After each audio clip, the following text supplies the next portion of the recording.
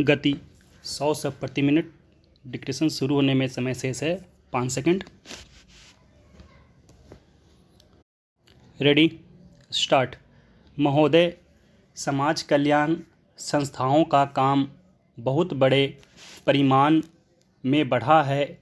आजकल इसके लिए अनुदान भी पहले से कहीं अधिक दिए जाते हैं। हर पंचवर्षीय योजना में हम इस पर अधिकाधिक धन खर्च करते हैं और आजकल समाज कल्याण का कार्य करने वाले पूर्णकालिक कार्यकर्ता भी पहले से बहुत अधिक हैं। लेकिन मैं ऐसा अनुभव करती हूँ कि जैसे जैसे हमारे व्यय और कार्यक्रम बढ़ते जाते हैं वैसे वैसे इस काम में व्यक्तिगत उत्साह और लगन की भावना घटती जाती है। अध्यक्ष महोदय ने मिशनरी भावना का उल्लेख किया और मैं भी अनुभव करती हूँ कि आज वह नहीं है।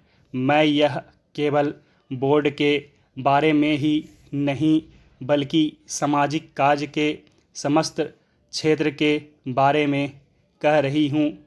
फिर स्वेच्छा सेवा प्रयास भी कुछ कम होते जा रहे हैं। ऐसा भी होता है कि जब विचार संस्थाबद्ध हो जाते हैं तो उनमें कुछ न कुछ आशय-युक्त काम करने की भावना आ जाती है। यह मनुष्य का स्वभाव है, किंतु सारे सामाजिक कार्य का लक्ष्य तो उसी संवेदन के अभाव और निस्वार्थता पर संदेह के परिणामों से लड़ना है, जिसकी प्रायः मानव स्वभाव कहकर अनदेखी कर दी जाती है।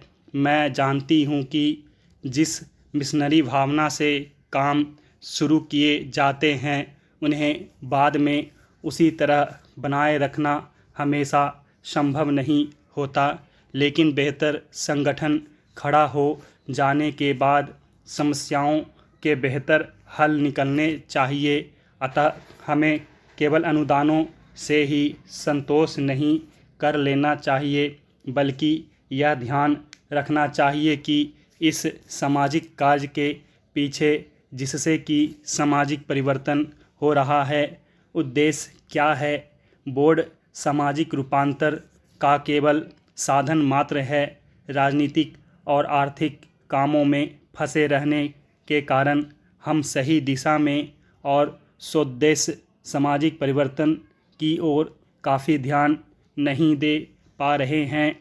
किंतु परिवर्तन तो हमारे अपने विकास और विश्व की घटनाओं के कारण जो हमारे जीवन और समाज पर निरंतर प्रभाव डालता है, स्वतः आ रहा है। हमारे होनहार युवक और युवतियां संसार के घटना चक्र से निरंतर प्रभावित हैं और कहीं भी कुछ होता है तो वह हमें भी अवश्य छू जाता है। लेकिन परिवर्तन का इस प्रकार केवल उपोत्पाद के रूप में या अप्रत्यक्ष रूप में आना पर्याप्त नहीं।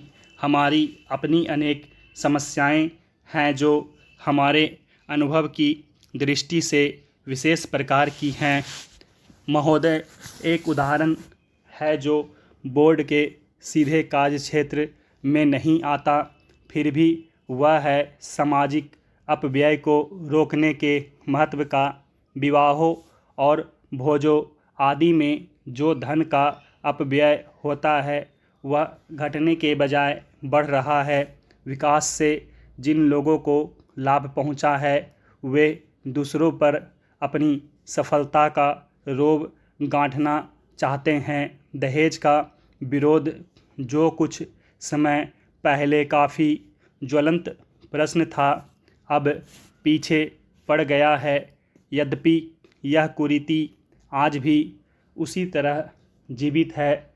अस्पृश्यता के बारे में आज कानून मौजूद हैं, लेकिन आज भी बहुत से स्थानों पर यह बुराई फैली हुई है।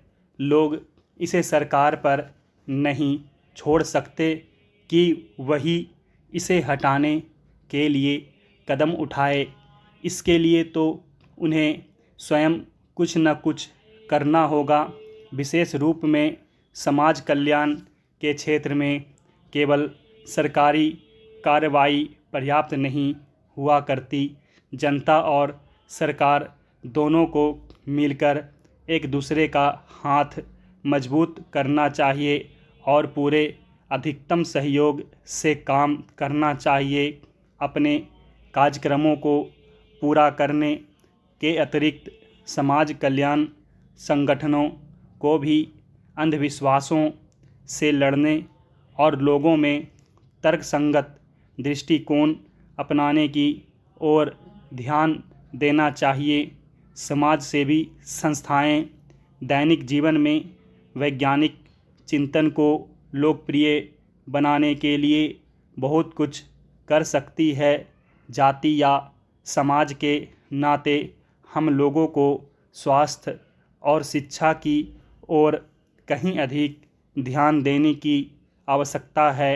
इसके लिए आवश्यक है सही वातावरण, आदतें और सामाजिक दृष्टि, ताकि हमें अपने आसपास के लिए उचित सफाई, बेहतर पोषाहार और स्वास्थ्य की सुविधाएं प्राप्त हो सकें। सफाई के बारे में हमारा कुछ अजीब दृष्टिकोण है। हम अपने घर की तो सफाई करते हैं, पर कूड़ा करकट दरवाजे पर ही डाल देते हैं। हम स्वयं तो रोज़ नहाते हैं, पर हमारी सड़क या गली गंदी है जिसकी तनिक भी चिंता नहीं करते। बड़े शहरों में और उन इलाकों में भी जहां पढ़े लिखे और खाते पीते लोग रहते हैं, कूड़ा करकट जमा रहता है और कोई इसकी परवाह नहीं करता। स्पष्ट रूप से यह स्त्रियों की संस्थाओं और समाज कल्याण संगठनों का काम है। समाज कल्याण संस्थाओं के लिए परम आवश्यक है कि वे समूचे क्षेत्र के सुधार के लिए आपसी तालमेल रखें। सरकारी विभागों का आपसी तालमेल भी बहुत आवश्यक है, जिससे स्थिति सुधर सकती है। स्टॉप।